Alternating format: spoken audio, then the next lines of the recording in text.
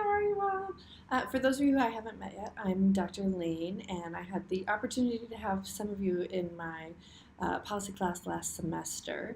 And I wanted to take this opportunity, since I developed the assignment for your Policy 2 class, to share a little bit of information about what a successful assignment might look like. I know we're heading down the barrel of the end of the semester, and in putting this together, I tried to think about sort of some of the challenges that happen to me when I'm working on advocacy. And one of them often is that I have really great grand plans for my advocacy, and then as I get closer to deadline, so for you guys a paper deadline or sometimes the end of a legislative session, then I have to sort of adjust my plans to fit into the time and the energy and the resources that I have available. So I this morning was at a meeting, sat in for a bit on a meeting with my state senator here in Connecticut, and a question about family medical leave came up, and I had to go because I had actually a meeting with a student, so I couldn't stick around, but I am really inspired to reach out to him because I think that he might have some misinformation on the topic that I might want to make sure that he knows another side of it. And so I thought I would use that as an example for this. So one of the things I really want you to know is that wherever you start out with advocacy in terms of your plans for changing policy, we have to be able to adjust those, and it's just like any other kind of social work you do. Your plans will change, and the work that you do will change as you go. And that is not a flaw in the way you're doing it. It's not anything that you're doing wrong. That's sort of how social work and policy work go. So for the sake of this discussion, let's say that I am a student in this class, and I am, my topic is that I want to, the policy that I want to change is that I want to improve family medical leave here where I live in Connecticut. And so earlier on in the semester, I think it was week 8, you looked at a list of advocacy tactics and tools that you might use. And so what I really want to focus on for this is that I don't have any expectation that over the course of the next 2 weeks, I'm going to completely change the way the state of Connecticut looks at paid and family leave. But I do think that I could change the way this one state senator looks at paid and family leave, because he mentioned during the conversation today that he has 2 kids. So I know that that makes me think that he'll be open to conversations about sort of how hard it is to have kids and work, and what some of those challenges are. And so I'm going to pick off of that list that you got. I'm going to pick a couple of things. One is that I'm going to write a letter to him. One is that I'm going to write a letter to the editor in our local newspaper, which I know that he reads regularly. And the other is that I want to put together a set of tweets that I can use and hopefully get other people to use who live in the district and he might be interested in. I also happen to know that he's up for re-election this year, and that there are some really good candidates who are going to be voted on in the primary in the next couple of weeks to go up against him. So I think that it's a good opportunity to get his attention, because I think he's really listening right now. And so what I would do, so if I was in this class and working on this assignment, I would go into that plan that I'd set up at the beginning of the semester, and I would modify it to say that what I'm focusing on right now is my goal is to get more information in front of this legislator and make sure that he knows that this issue is important. And so for this particular issue, there is a ton of information available out there. And so I am not going to write my letter from scratch all by myself. I'm going to look at some of the great resources that are out there.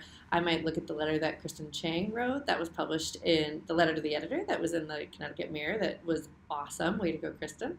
And so I'm going to put together a letter to Senator Logan and a letter to the editor of our local paper, which is called it's the Valley Indy. It's the Valley Independent Sentinel. It's the tiniest newspaper you've ever seen in your life. And those letters I'm going to do based on the language that Kristen and other people have done. So 1-page letter each, nothing too long because people don't read really long letters. And I will probably send them to somebody to take a look and make sure that the information in them is accurate. The next thing that I'm going to do is I'm going to look at some of the national organizations and state organizations that are lobbying on this issue. So there's a coalition here in Connecticut around paid family leave that has a social media campaign put together. And so they already have a hashtag and a strategy. And so I'm going to put together a list of about 5 tweets that include that hashtag and include other hashtags that I think people will pay attention to. And so that's really, those are the tools that I'm going to put together in order to accomplish my goal. And then the tactics that I'm going to use is to send those. So I'm going to send the letter to Senator Logan. I'm going to send the letter to the editor to the Valley Indy. And then I'm going to schedule out some tweets, so probably like 2 or 3 a day. And then ask people I know who have who have bigger Twitter followership than I do, which is most people. I don't have a ton of Twitter followers, to ask them to retweet those and spread the word. And so, as you can see, this is not, I don't think that these actions in and of themselves are going to change family medical leave. But I do think that they can achieve a very short-term goal, which is to get Senator Logan's attention. And how I would know if that happened is I would want to create some measurement, right, for each of these goals. So my goal for the letter to the editor would be that it got published, and I can measure that by looking at the newspaper to see if it gets published. If it's not published in the next couple weeks, I can follow up with them and find out why it wasn't published and what I could write differently to make it better. My goal with Senator Logan would be to get a response from him, and so I would measure my success by whether or not I heard from him or his office. And again, I would probably give it a week or so, and then if I hadn't heard, I would call them and find out if they got my letter.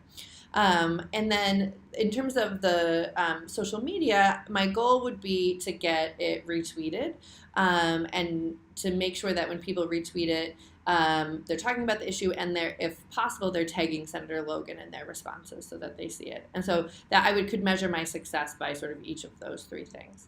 And so hopefully you can see from this that success in this advocacy plan is really about getting your word out there and making sure that you're actively out there working towards whatever your goal is, and that you don't have to create it. You don't have to do it from scratch. There's lots of good examples out there of work other people have done. There's good language around the issues you care about that other people have written, so you don't have to feel like it's your responsibility to create it from zero.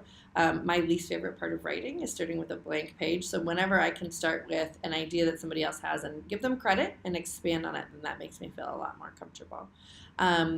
And also, the other thing I really hope you take away from this is that planning is useful, even if your plan doesn't actually turn out the way that you had it planned. And I encourage you, as you're thinking about this assignment, to hang on to your original plans, even if you weren't able to do all the things in them, to reflect in the final assignment about what worked and what didn't work, and what could you have done differently, or what might you do in the future to carry out those plans. So I hope this is useful. Now I've committed to you all that I'm going to actually put pen to paper and get these letters out. So I'm committing to you and to myself that I will do it, because I really do think that Senator Logan I think that he's open to hearing this stuff, and so I think it's really important for me to make sure that he hears that. And so I hope that it's a good process for you. I hope it's a good process for me. And I think I'm going to have some of you in class next semester, so I hope the rest of your summer goes well, and I look forward to seeing you all soon. Okay, all right, bye-bye.